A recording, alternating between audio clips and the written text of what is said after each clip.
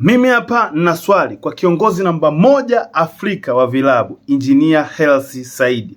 Lakini kabla sijauliza hili swali, serikali naomba ilinde. Mimi jamani rofa. Sio nikatoka hapa.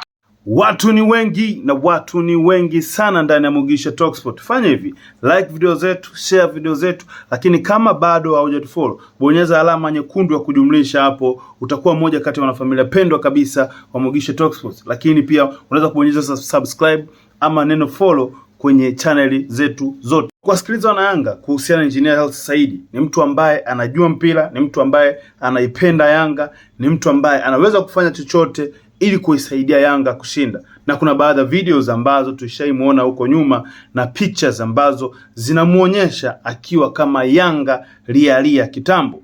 Lakini akapata nafasi ya kwenda kuwa kiongozi namba 1 Afrika, kwa maana kwamba kiongozi wa vilabu Afrika, mwakilishi wa vilabu Afrika. Na pale ambapo alipata nafasi ya kueleza matatizo ya vilabu vya Afrika vinavyopitia, aliongea vitu vingi, alionyesha vitu vingi. Na kitu kimoja ambacho alikizungumza ni kuhusiana na ishu ya uongozi Afrika. Kwa maana kwamba kuna matatizo ya uongozi, mashabiki wanalalamika, lakini pia kunakuwa kama hakuna ile fairness kwa viongozi pia.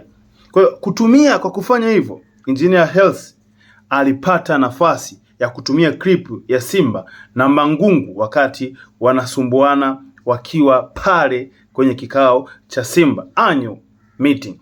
Sasa sisi kama Mugisha Talksport tuna swali.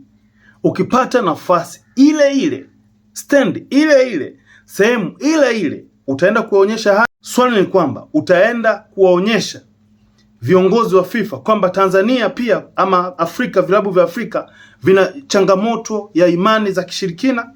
Je, utatumia hizi footage za Yanga wakiwa wana practice kitu ambacho kinaaminika kwamba ni imani za kishirikina, kunyunyizia?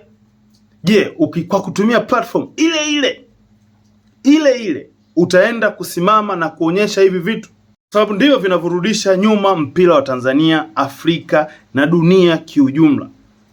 Na wewe ukiwa mmoja kati ya kiongozi bora kabisa, hivi vitu vinafanyika mbele ya macho yako. Je, utaenda kutuonyesha hicho mkuu?